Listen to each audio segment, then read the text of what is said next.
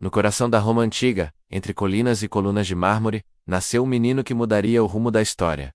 Caio Júlio César. Ele veio ao mundo em 13 de julho do ano 100 a.C., numa família patrícia que, embora antiga e nobre, já não tinha o mesmo prestígio de outrora. Os Júlios Cláudios, seu clã, afirmavam ser descendentes diretos da deusa Vênus, uma linhagem que conferia a César um certo ar de destino divino, como se sua história já estivesse escrita nas estrelas. A Roma da infância de César era uma república turbulenta, com jogos de poder, disputas entre patrícios e plebeus, e guerras constantes. Mas esse cenário caótico foi, de certa forma, um berço ideal para um jovem ambicioso e inteligente. Desde cedo, César mostrou ser diferente. Observador, determinado e com um senso aguçado de oportunidade, ele sabia que para se destacar, precisaria mais do que apenas nome de família. Com apenas 16 anos, sua vida sofreu um baque com a morte do pai. Ainda adolescente, César tornou-se o chefe da família, responsável por manter o nome e o prestígio dos Júlios. Pouco depois,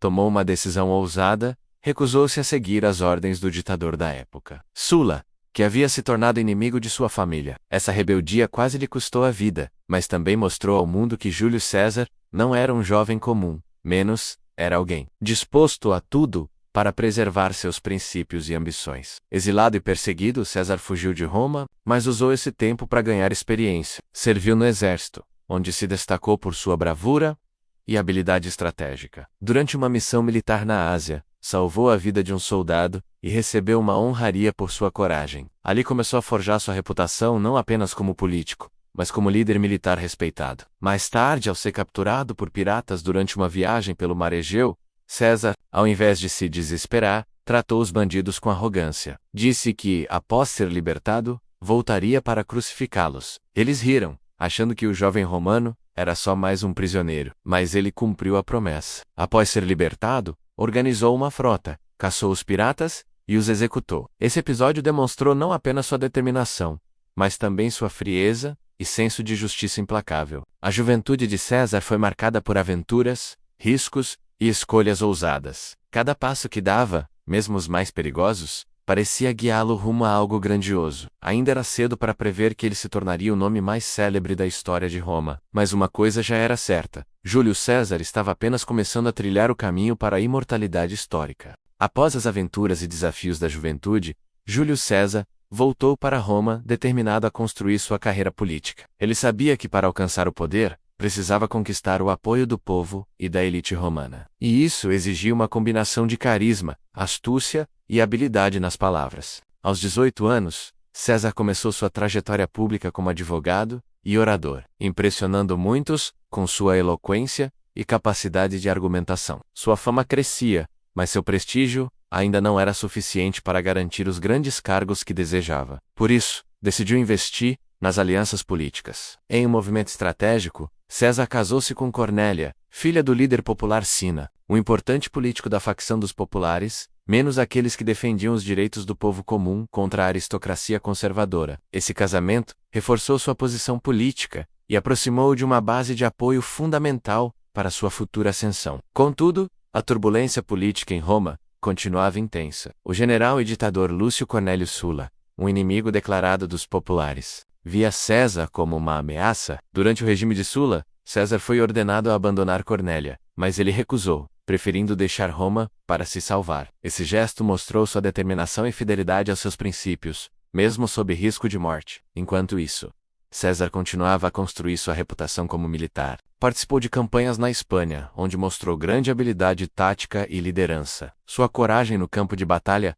conquistou o respeito dos soldados e superiores, fortalecendo seu prestígio. A volta a Roma marcou o início da escalada política de César. Ele ocupou cargos menores como o de questor, responsável por questões financeiras, mas seu olhar estava fixo nos maiores desafios. Para isso, formou o que ficou conhecido como o Primeiro Triunvirato, uma aliança informal com dois dos homens mais poderosos da época: Pompeu, um general vitorioso, e Crasso, o homem mais rico de Roma. Essa tríade uniu forças para dominar a política romana, trocando apoio mútuo para conseguir cargos de influência. Para César, essa aliança foi a porta de entrada para a conquista do poder máximo em Roma, Porém, a convivência entre esses três líderes não seria simples. Divergências pessoais e ambições concorrentes começaram a aflorar, preparando o terreno para futuros conflitos que abalariam o império e mudariam para sempre a República Romana. Apesar das tensões, César aproveitou esse período para avançar em sua carreira. Foi eleito cônsul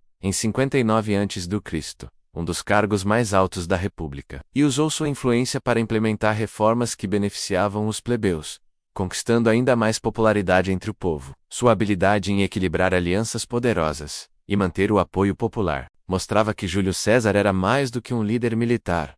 Era um político astuto, capaz de navegar nas águas turbulentas do poder com maestria. Após sua eleição ao consulado, Júlio César sabia que precisava fortalecer sua posição militar para consolidar o poder em Roma. Em 58 a.C., ele recebeu o comando da província da Gália, menos região que corresponde hoje a boa parte da França, Bélgica e Suíça. A campanha que se seguiria mudaria para sempre o curso de sua vida e da história romana. A Gália não era uma terra pacífica. Era habitada por diversas tribos celtas, frequentemente guerreando entre si e com ameaças externas. César viu ali a oportunidade perfeita para expandir o território romano, aumentar sua riqueza e construir um exército leal e experiente. Sua campanha foi marcada por batalhas intensas e estratégias inovadoras. Ele enfrentou tribos poderosas, como os helvécios, que tentaram migrar para outras regiões, e os belgas, conhecidos por sua ferocidade. César usou táticas militares rápidas, inteligência e diplomacia para dividir seus inimigos e conquistar alianças com alguns líderes locais. Um dos momentos mais emblemáticos dessa fase foi o cerco de Alígia, em 52 a.C., onde César enfrentou Vercingetorix, líder dos gauleses que unificou várias tribos contra o invasor romano. A batalha foi longa e difícil,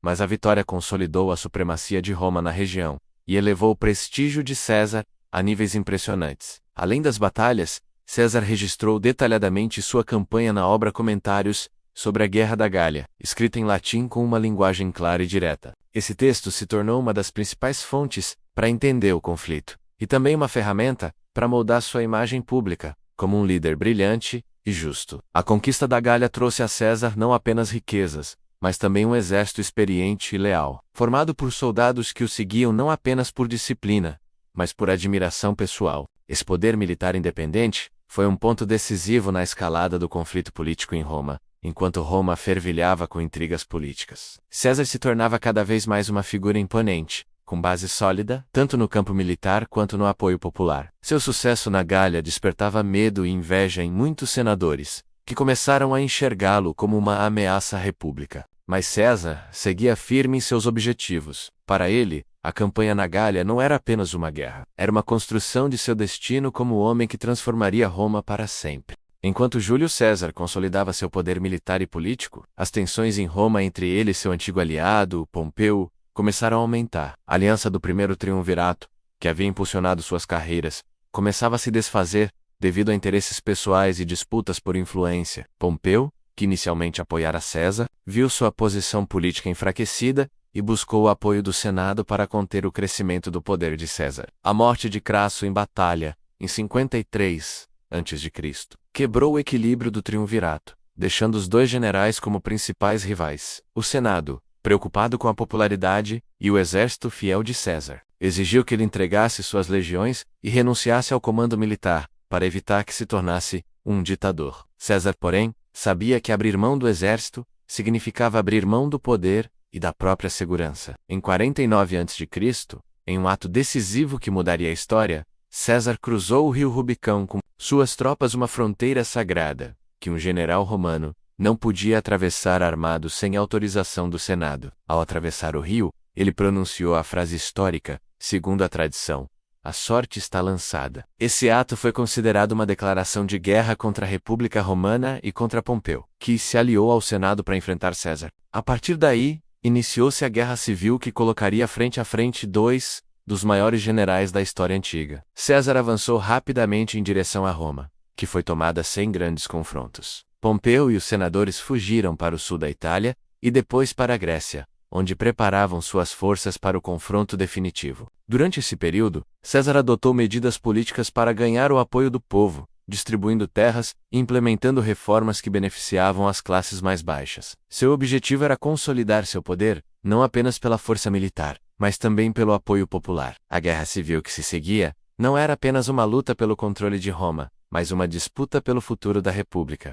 Enquanto Pompeu representava a aristocracia tradicional e a ordem estabelecida, César simbolizava as mudanças e a ascensão de uma nova era. Após meses de preparativos, César e Pompeu finalmente se enfrentaram na decisiva Batalha de Farsalos. Em 48 a.C., na Grécia, o confronto foi um dos mais importantes da história romana, definindo o destino da República. Pompeu contava com um exército numeroso e recursos abundantes, além do apoio da elite senatorial. No entanto, César possuía tropas altamente treinadas, motivadas e leais, além de uma liderança estratégica excepcional. Durante a batalha, César usou táticas engenhosas para compensar a desvantagem numérica. Ele posicionou suas tropas de maneira a surpreender o inimigo, utilizando uma linha de reserva oculta, que conseguiu atacar o flanco de Pompeu no momento decisivo. A vitória foi esmagadora para César. Pompeu fugiu para o Egito em busca de apoio, mas encontrou um destino trágico. Foi assassinado a mando do jovem faraó Ptolomeu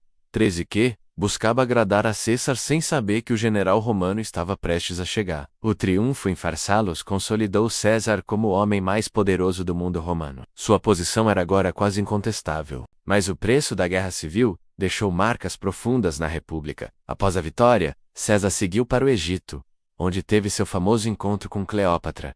Um episódio que não apenas marcou sua vida pessoal, mas também influenciou a história do Egito e de Roma. A aliança entre César e Cleópatra fortaleceu sua influência no Mediterrâneo, mas também aumentou a tensão com seus inimigos em Roma, que viam nessa união uma ameaça ao equilíbrio de poder. O retorno de César a Roma trouxe mudanças radicais. Ele assumiu cargos com poderes extraordinários, iniciando reformas políticas e sociais que transformaram a República, mas também abriram caminho para seu eventual título de ditador perpétuo.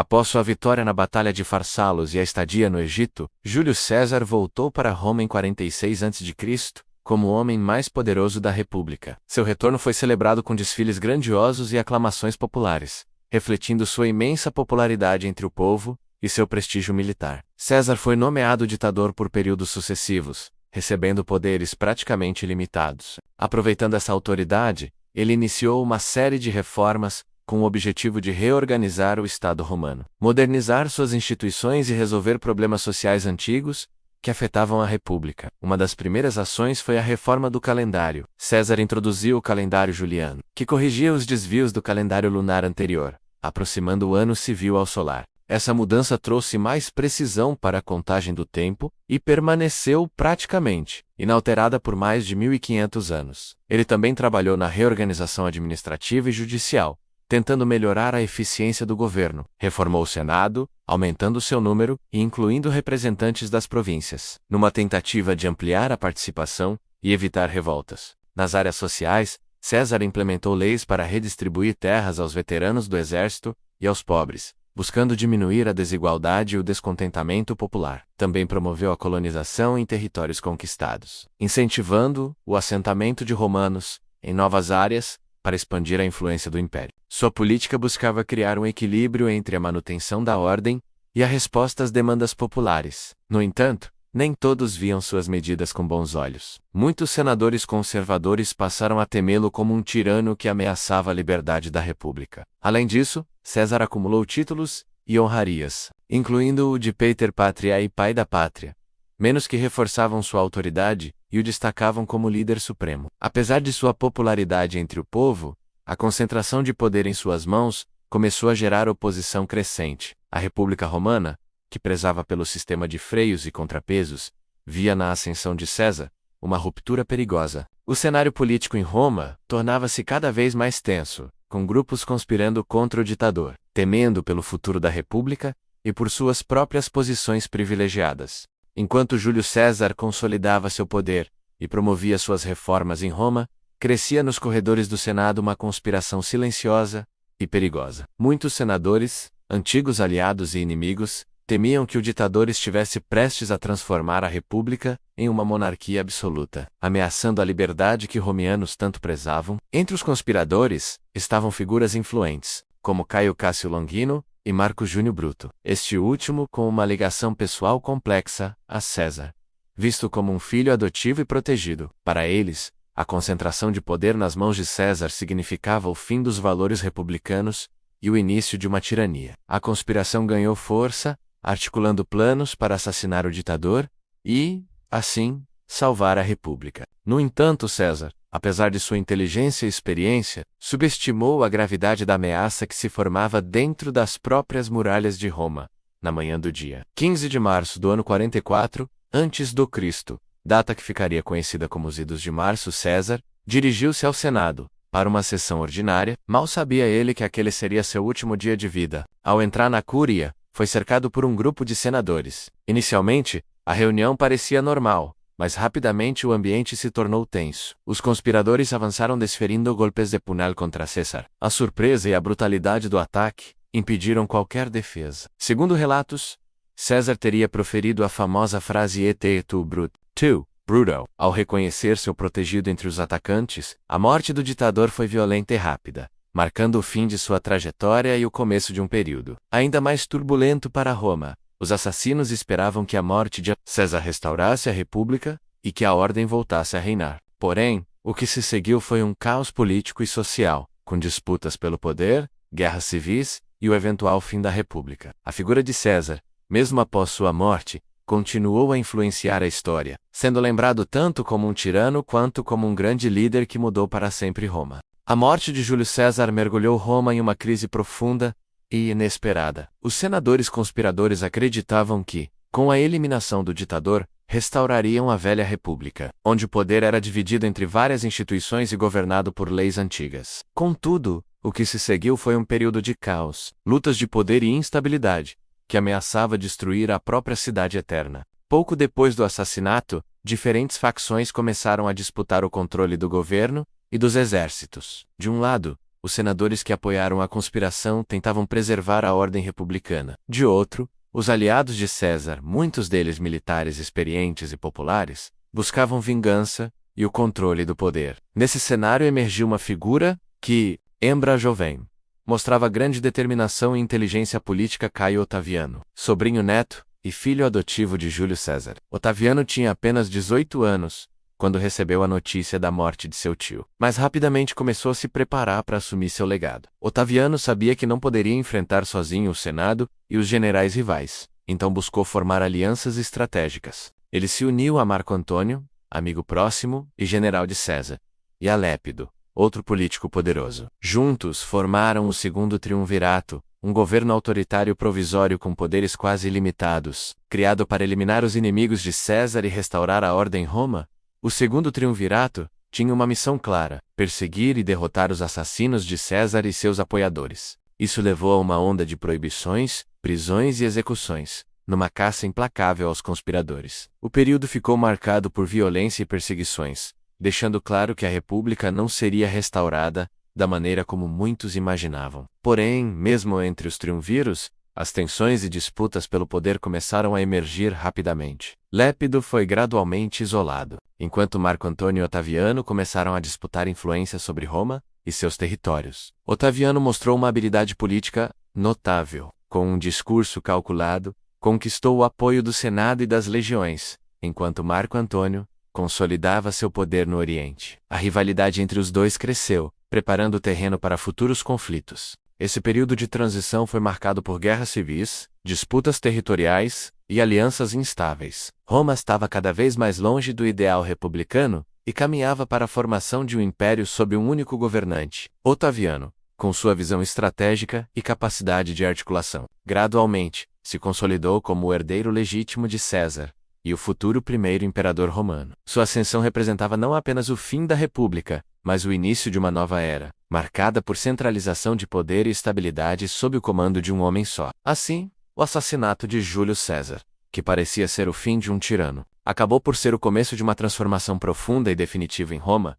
O jovem Otaviano emergiu das cinzas da república para construir o Império Romano que moldaria a história do mundo por séculos. Com o Segundo Triunvirato estabelecido, a Roma antiga entrou em um período de intensa rivalidade política e militar entre seus líderes principais, Otaviano e Marco Antônio. Ambos buscavam consolidar seu poder, mas suas ambições e estilos diferentes causaram uma tensão crescente que levaria a um conflito decisivo. Marco Antônio, antigo aliado, e general fiel de Júlio César. Assumiu o controle do Oriente, onde governou com mão firme e grande habilidade. Ele estabeleceu alianças políticas e militares, reforçando sua influência sobre as províncias orientais do Império Romano. Além disso, sua relação com a rainha Cleópatra do Egito tornou-se famosa, criando uma conexão poderosa, porém controversa. Enquanto isso, Otaviano consolidava seu poder em Roma e no Ocidente. Com uma abordagem política mais cautelosa e calculada, ele buscava fortalecer sua posição dentro do Senado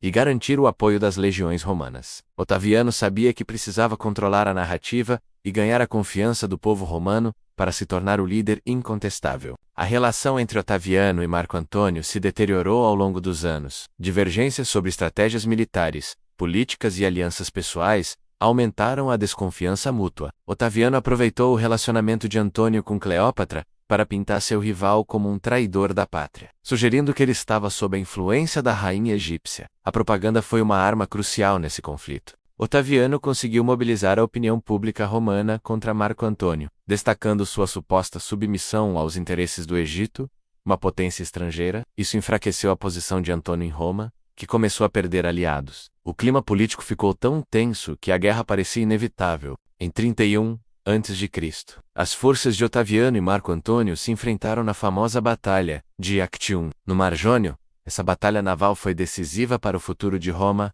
Otaviano saiu vitorioso, graças a estratégias militares eficientes e ao apoio de sua frota. A derrota de Marco Antônio foi um golpe fatal em suas ambições. Ele e Cleópatra fugiram para o Egito, onde enfrentariam seus destinos finais. A vitória de Otaviano em Actium marcou o início do fim da República Romana e o estabelecimento do Império Romano sob seu comando. Otaviano, que mais tarde adotaria o título de Augusto, tornou-se o primeiro imperador, iniciando um período de paz e estabilidade conhecido como Pax Romana. Após a vitória decisiva na Batalha de Actium, Otaviano consolidou seu poder sobre Roma e todo o vasto território controlado pela antiga república. O triunfo marcou não apenas a derrota de seus rivais, mas também o encerramento de um capítulo turbulento na história romana, repleto de guerras civis e disputas internas. Otaviano iniciou um processo cuidadoso para legitimar sua autoridade. Ele sabia que para garantir a estabilidade e evitar revoltas, precisava mais do que força militar.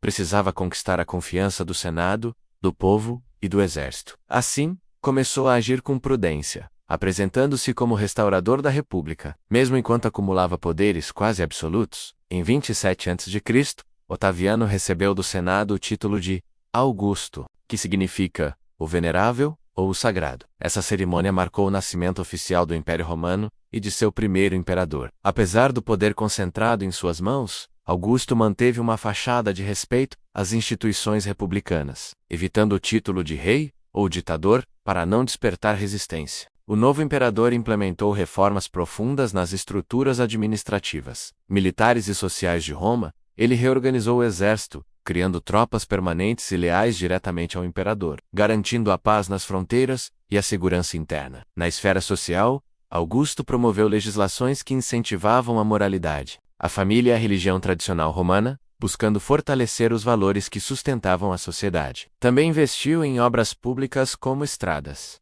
aquedutos e templos, que não apenas melhoraram a infraestrutura, mas também reforçaram a imagem do governo. O período conhecido como Pax Romana ou Rupos Romana teve início sob seu comando. Foram mais de 2 séculos de relativa estabilidade e prosperidade, que permitiram o florescimento da cultura, comércio e expansão territorial. Entretanto, a transição de república para império não ocorreu sem resistência. Ainda havia senadores e grupos que lamentavam a perda da antiga ordem e viam em Augusto uma figura autoritária. Mesmo assim, sua habilidade política e seu senso de equilíbrio evitaram conflitos maiores e garantiram uma transição relativamente pacífica. O legado de Júlio César foi assim continuado e ampliado por Otaviano, que transformou Roma de uma república instável em um império poderoso e duradouro. O fim da República Romana marcou o início de uma nova era na história mundial, cujos impactos são sentidos até hoje. Em 49 a.C., o momento decisivo finalmente chegou. Júlio César estava em Ravenna, no norte da Itália, com sua legião leal. O Senado, pressionado por Pompeu e seus aliados, ordenou que ele deixasse o comando de seu exército e retornasse a Roma como civil, sob risco de ser declarado inimigo da República. A ordem era clara, mas também era um desafio direto à sua honra, à sua segurança e a sua ambição. César tinha dois caminhos: obedecer e enfrentar seus inimigos sozinho, ou desafiar a ordem e marchar sobre Roma. Ele escolheu a segunda opção. Na calada da noite, no dia 10 de janeiro de 49 a.C., César atravessou o pequeno rio Rubicão, que marcava a fronteira entre sua província e o território romano. Era um gesto simbólico, mas também ilegal e irreversível. Ao cruzar o Rubicão com suas tropas, pronunciou a famosa frase: "A sorte está lançada". Com isso iniciou-se a guerra civil entre César e Pompeu. A marcha de César rumo a Roma foi rápida e quase sem resistência. Muitos senadores e aliados de Pompeu fugiram apressadamente da cidade, temendo a popularidade e o poder do general. Pompeu, surpreendido pela ousadia de César, não estava preparado para enfrentá-lo imediatamente. Retirou-se para a Grécia com suas tropas, onde planejava reorganizar suas forças e contra-atacar. Enquanto isso, César entrou em Roma sem encontrar oposição, mantendo uma postura de moderação. Ele evitou massacres ou vinganças contra seus adversários políticos. Em vez disso, concentrou-se em restaurar a ordem e preparar-se para a próxima fase do conflito: enfrentar Pompeu diretamente. César então partiu para a Espanha, onde derrotou rapidamente as legiões aliadas de Pompeu. Esse sucesso lhe deu o controle da maior parte do Império Ocidental. Mas a batalha final com Pompeu ainda estava por vir. Em 48 a.C., ele cruzou o Mar Adriático e foi ao encontro de seu antigo aliado na Grécia. O confronto mais importante aconteceu na planície de Farsalos, na Tessália. Pompeu contava com um exército superior em número e apoio de muitos nobres romanos, mas César, mestre da estratégia, conhecia profundamente seus soldados e sabia como usá-los. Na Batalha de Farsalos, mesmo em desvantagem, derrotou Pompeu de maneira decisiva. Pompeu fugiu para o Egito, buscando apoio político. No entanto, ali encontraria um fim trágico e inesperado, num cenário que aproximaria ainda mais o destino de César ao do Egito, e ao de uma mulher que marcaria para sempre sua história, Cleópatra. César havia vencido a maior ameaça ao seu poder, mas o império ainda estava longe de conhecer a paz. O general vitorioso estava prestes a mergulhar em uma nova fase de sua trajetória, menos uma fase marcada por intrigas, romance, reformas e a semente de seu próprio fim. Com a vitória sobre Pompeu, César estava finalmente livre para moldar Roma conforme sua visão. Ele voltou à cidade como herói, sendo recebido com desfiles triunfais e aclamado como salvador da República. Mas o que ele faria com tanto poder concentrado em suas mãos? A resposta viria com rapidez. Ele assumiria o cargo de ditador, a princípio temporário, mas logo vitalício, algo inédito na história da República Romana. Júlio César iniciou uma série de reformas profundas. Reduziu os poderes do Senado, que antes era a força política dominante, e aumentou o número de senadores, enchendo a casa com seus aliados e apoiadores. Criou leis para reorganizar o calendário romano, o famoso calendário juliano, que serviu de base para o calendário que usamos hoje. Também introduziu reformas agrárias, distribuindo terras a veteranos de guerra e ao povo comum, tentando acalmar tensões sociais e reduzir a pobreza urbana. César sabia que para manter o poder, precisava controlar não apenas a política, mas também a imagem. Era carismático e usava celebrações públicas, jogos e construções monumentais para se colocar como benfeitor do povo romano. Mandou cunhar moedas com seu rosto, uma ação ousada, pois antes, apenas deuses apareciam em moedas. Isso escancarava sua intenção de ser mais do que um político.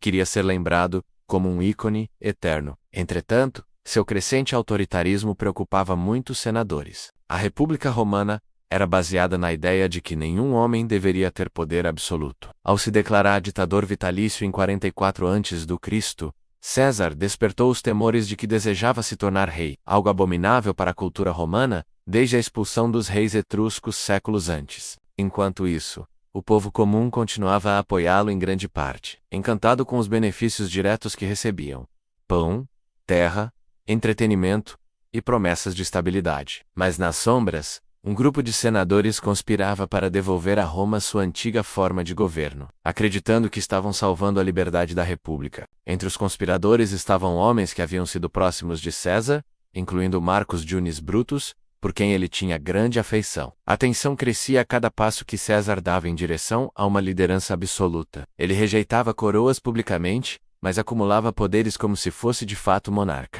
Sua arrogância e autoconfiança alimentavam ainda mais o ressentimento entre os membros da elite romana. Roma estava diante de um dilema: seguir sob o comando de um homem que prometia ordem e progresso, ou arriscar o caos ao tentar restaurar a antiga estrutura de governo. Essa encruzilhada levaria ao momento mais dramático da vida de César, e ao ponto de ruptura da própria República Romana. Após consolidar sua vitória sobre Pompeu, Júlio César não apenas retornou a Roma como um general vitorioso, mas também como um homem que mudaria para sempre os rumos da República. Ele foi recebido com desfiles triunfais, festas e aclamação popular, mas ao mesmo tempo com o receio da elite senatorial, que via na ascensão de César o fim das estruturas tradicionais de poder. Em 46 a.C., César foi nomeado ditador por 10 anos, um título que até então era concedido apenas em situações de emergência e por tempo limitado. Em vez de restaurar o Senado como muitos esperavam, ele começou a reformar profundamente o sistema político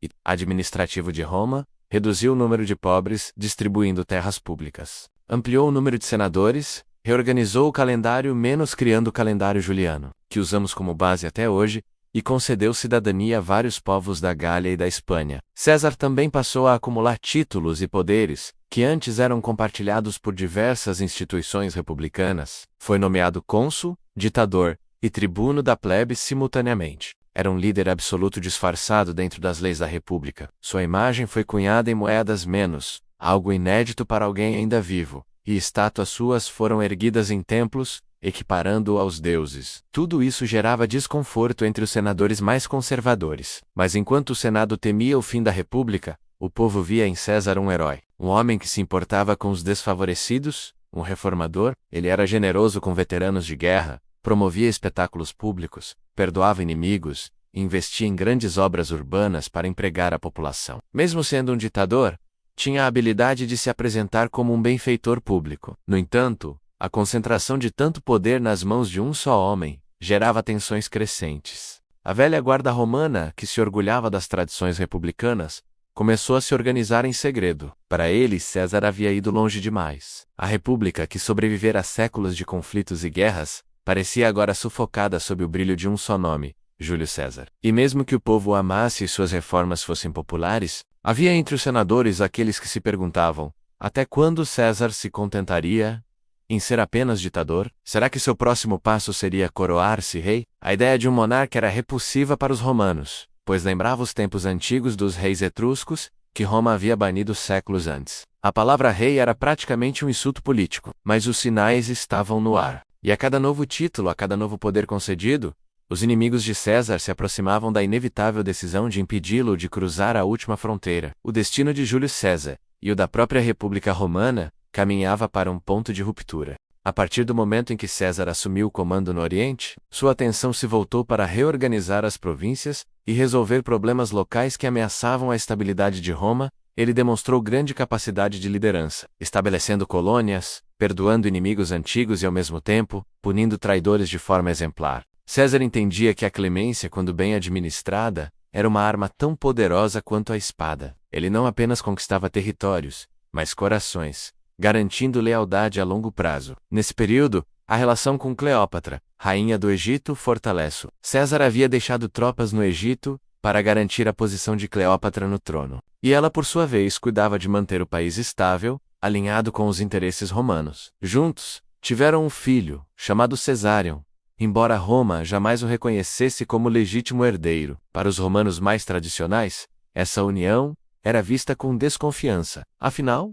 César se ligava a uma monarca estrangeira, o que despertava o temor de que ele pretendesse fundar uma dinastia real, contrariando os valores republicanos. De volta a Roma, César foi recebido com celebrações jamais vistas. Seus triunfos militares foram comemorados com desfiles, jogos e espetáculos que duraram dias. Mas junto da glória, vinha a inquietação. César começava a acumular honrarias que jamais haviam sido concedidas a um homem só. Foi nomeado ditador por 10 anos, e logo depois por tempo indeterminado. Recebeu o título de pai da pátria, foi retratado em moedas vivas menos, algo até então reservado apenas aos deuses, e o Senado chegou a lhe oferecer uma coroa, que ele recusou em público, embora o gesto deixasse dúvidas quanto às suas reais intenções. Ao mesmo tempo, César implementava reformas profundas, distribuiu terras aos veteranos de guerra, perdoou dívidas, reformulou o calendário menos criando o calendário juliano, base do que usamos até hoje, e abriu o Senado a representantes de regiões antes marginalizadas. A intenção era modernizar Roma,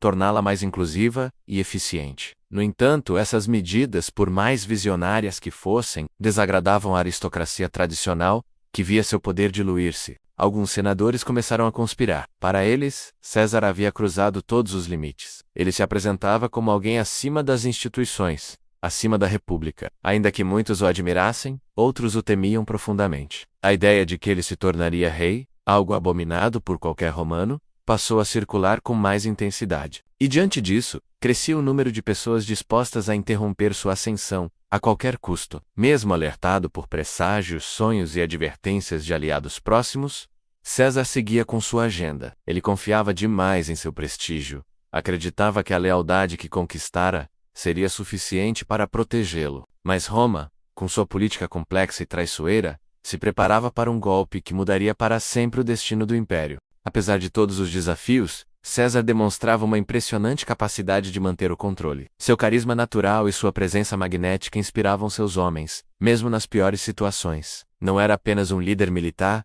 mas também alguém que entendia o coração humano. Sabia quando exigir, quando motivar e quando consolar. Essa habilidade o tornava admirado e, ao mesmo tempo, temido. Durante o avanço pelas terras gaulesas, César percebeu que a vitória militar por si só não bastava. Era necessário também ganhar os corações das populações locais. Por isso, começou a implementar uma série de estratégias diplomáticas. Buscou alianças com tribos menores, oferecendo proteção em troca de apoio. Incentivava o comércio, garantia certa estabilidade e, quando possível, evitava massacres desnecessários. Essa abordagem permitiu que, pouco a pouco, as fronteiras romanas se estendessem cada vez mais para o norte e para o oeste. A resistência continuava, especialmente liderada por Vercingetorix, o carismático guerreiro gaulês, que começava a unificar diversas tribos contra os invasores romanos. Para César, aquele nome se tornaria um dos maiores desafios de sua carreira. Enquanto isso, em Roma, a situação política se tornava mais turbulenta. O Senado começava a ficar desconfortável com o poder crescente de César. Muitos temiam que ele estivesse se tornando mais poderoso do que qualquer outro romano havia sido. Seus relatos das batalhas, frequentemente exagerados, chegavam à capital como verdadeiros épicos. Fortalecendo sua imagem como herói nacional, Pompeu, seu antigo aliado e membro do primeiro triunvirato, observava com olhos cada vez mais críticos os avanços de César. Já não havia a camaradagem de antes. O equilíbrio de forças estava ruindo. O luto pela morte de Júlia, filha de César e esposa de Pompeu, apenas agravou a distância entre os dois. Com a perda do laço familiar, o pacto político que sustentava a aliança também começava a se desfazer. Em meio a essas tensões crescentes, César precisava manter sua atenção dividida entre a guerra na Gália e os jogos perigosos da política em Roma. A qualquer momento, sabia que poderia ser convocado de volta. Acusado, talvez até condenado. Seus inimigos estavam se organizando, e o Senado se enchia de vozes contrárias a ele. Ainda assim, César prosseguia, focado, implacável, determinado a concluir sua missão. A Gália não era apenas um campo de batalha, era também o palco onde César moldava seu futuro. Cada vitória o tornava mais popular entre os soldados e o povo. Cada cidade conquistada era uma página escrita na história que ele próprio estava construindo. Júlio César não era um homem comum. Era alguém que enxergava o império muito além das fronteiras atuais, e estava disposto a arriscar tudo para transformar essa visão em realidade. Júlio César não era apenas um homem de estratégia e coragem militar, mas também alguém profundamente envolvido com os sinais dos deuses. Como muitos romanos de sua época, ele acreditava que os céus falavam com os homens através de presságios, sonhos e augúrios. Porém, o que o tornava diferente era sua habilidade de interpretar esses sinais a seu favor. Mesmo quando pareciam negativos, desde jovem, César buscava apoio espiritual. Ele se considerava descendente direto de Enéas, o herói troiano, e portanto da deusa Vênus. Essa linhagem divina era frequentemente usada por ele em discursos e proclamações para reforçar sua autoridade. Não era apenas política, era fé usada como ferramenta de poder. Durante suas campanhas militares, César consultava augures sacerdotes especializados em interpretar o voo das aves e outros sinais da natureza. Muitas decisões eram tomadas após esses rituais. Em sua campanha na Gália, por exemplo, há relatos de que ele só avançava em batalha quando os sinais dos deuses eram favoráveis. Essa prática também ajudava a motivar suas tropas, que acreditavam lutar com a aprovação dos deuses. Apesar disso, César também era visto como ousado demais com os deuses. Em diversas ocasiões, ele desafiava sinais contrários ou zombava de superstições. Em uma delas, antes de uma batalha difícil, um sacerdote o alertou de que os presságios não eram bons. César teria respondido que os sinais dos deuses seguem os corajosos. Essa atitude desafiadora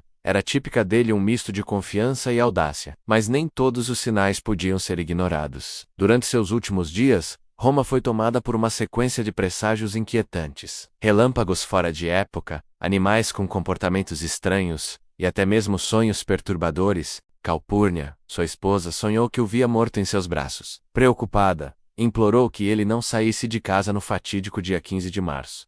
César, mesmo relutante, quase cedeu. Mas Decemos Brutus, um de seus aliados, convenceu-o de que seria visto como fraco se não comparecesse ao Senado. Era uma questão de honra e imagem, e para um homem como César, a percepção pública era vital. A caminhada até o Senado foi silenciosa e pesada. Disse que, no caminho, um adivinho chamado Espurina o alertou novamente sobre os perigos do dia. César, já irritado, teria dito: "Os idos de março chegaram." E Espurina respondeu calmamente: "Sim, mas ainda não terminaram." Mesmo com tantos sinais, César seguiu. Seu destino estava traçado não apenas pelas facas dos conspiradores, mas também pelos ecos dos deuses que, de alguma forma, pareciam tentar alertá-lo. A fé de César, real ou estratégica, era um reflexo do seu tempo e também de sua visão de mundo. Ele era escolhido, abençoado e imbatível. Até que os próprios deuses ou seus representantes terrenos decidiram que sua hora havia chegado. Após suas vitórias militares e o esmagamento dos últimos focos de resistência pompeianos, Júlio César concentrou-se em reformar e reestruturar Roma. Já não havia dúvidas. Ele era o homem mais poderoso do mundo romano. Sua autoridade ultrapassava de qualquer senador, cônsul ou magistrado. Era uma figura que unia em si as forças de general invicto, legislador incansável e símbolo de estabilidade em tempos de caos. Uma de suas primeiras ações foi promover reformas administrativas e sociais profundas. Distribuiu terras para veteranos, perdoou muitos de seus inimigos e reorganizou o sistema de governo das províncias. Ao aumentar o número de senadores e conceder cidadania a comunidades da Gália e da Hispânia, ele enfraqueceu o velho Senado romano, tornando-o mais diversificado e, consequentemente, mais dependente de sua autoridade pessoal. César também alterou o calendário romano, substituindo o antigo modelo lunar por um solar, com o auxílio de astrônomos egípcios. O chamado calendário juliano estabeleceu o ano com 365 dias, e um adicional a cada 4 anos, o ano bissexto, criando a base do calendário que usamos até hoje. Essa mudança era tanto prática quanto simbólica. César não apenas comandava exércitos e fazia leis, mas controlava até o tempo. Em sua residência, que já parecia mais um palácio do que uma simples casa romana, César começou a adotar comportamentos que causavam desconforto entre os tradicionalistas. Sua imagem era esculpida em moedas, algo antes reservado apenas a divindades. Aceitava honrarias que o colocavam próximo ao status de rei, inclusive o título de ditador perpétuo, algo inédito até então. Muitos viam essas atitudes como sinais claros de uma tirania iminente, enquanto o povo o idolatrava por ter restaurado a ordem e promovido melhorias sociais. Parte da elite aristocrática observava com desconfiança e ressentimento. Para eles, César estava destruindo os princípios da República Romana, que se baseava na divisão de poderes e na rejeição absoluta ao título de rei. Apesar das tensões, César parecia imperturbável. Continuava promovendo reformas, organizando campanhas futuras, inclusive uma planejada guerra contra os partos no Oriente, e investindo na reconstrução de Roma. No entanto, à medida que sua figura crescia como símbolo de ordem, glória e poder absoluto, nas sombras, uma conspiração começava a se formar. Um grupo de senadores, muitos deles antigos aliados, passou a discutir em segredo a possibilidade de detê-lo, não por meios políticos, pois esses já não tinham força contra ele. A única saída, pensavam, era a mais antiga e brutal de todas, o assassinato. César, no entanto, confiava em sua popularidade e no perdão que havia concedido a muitos de seus inimigos. Sua confiança beirava a arrogância, e ele parecia cego para os sinais de que o destino, mais uma vez, começava a mudar. Ele era o homem que transformara a República, que vencera todos os seus inimigos, que desafiara os costumes de Roma, mas também era o homem que, por tudo isso, estava cada vez mais só no topo. E para um romano, Estar sozinho no poder era sempre um risco mortal. À medida que a popularidade de Júlio César crescia, a ansiedade entre os senadores aumentava. Para muitos deles, a ascensão de César representava a morte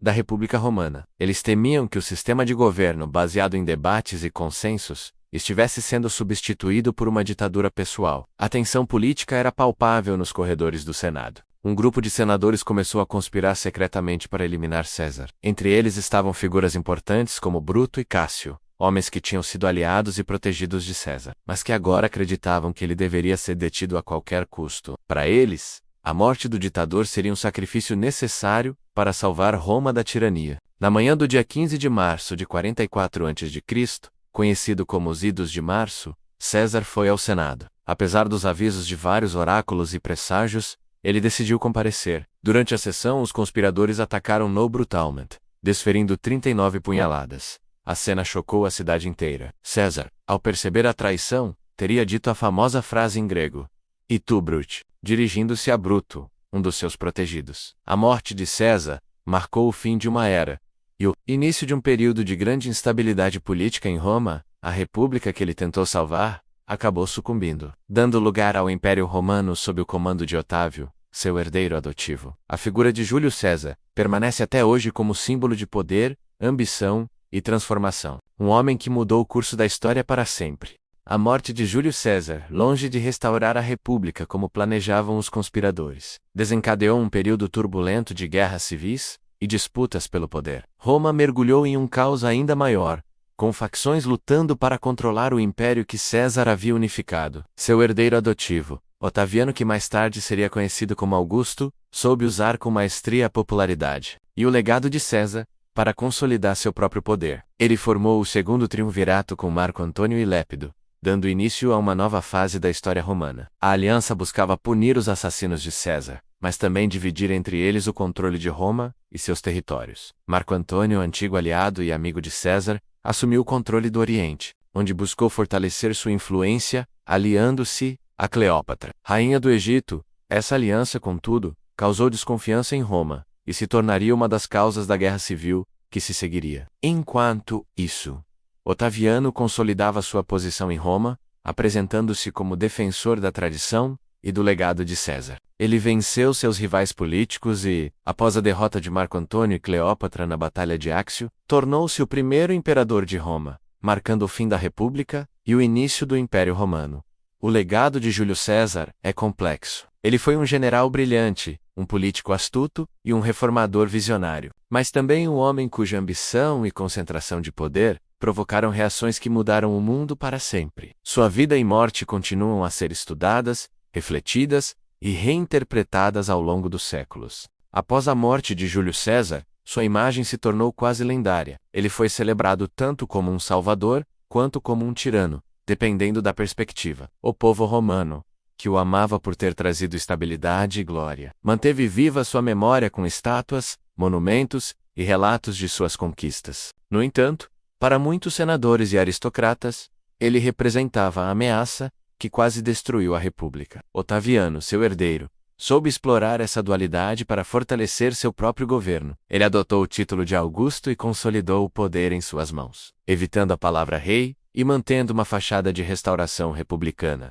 Assim, transformou o legado de César em uma ferramenta política para o estabelecimento do Império Romano. Além da política, César também deixou uma marca profunda na cultura e no calendário. O calendário juliano, por exemplo, foi uma reforma fundamental que alinhou o ano civil mais precisamente com o ciclo solar, uma inovação que seria usada por séculos. Suas conquistas na Gália expandiram significativamente o território romano, trazendo novas riquezas e povos para o império. Na literatura, César é lembrado por suas próprias palavras em comentários sobre a Guerra da Gália, que ainda hoje são estudados por sua clareza e estilo. Sua habilidade como escritor também reforçou sua imagem como líder culto e estrategista. A influência de Júlio César ultrapassou o tempo e o espaço. Ele se tornou um símbolo universal de liderança, ambição e transformação. Sua vida inspirou inúmeras obras de arte, literatura e teatro, incluindo a famosa peça Júlio César de William Shakespeare, que explora as complexidades de poder, traição e destino. Assim, mesmo mais de 2000 anos depois de sua morte, Júlio César permanece uma figura fascinante, um homem cuja trajetória moldou a história do mundo ocidental.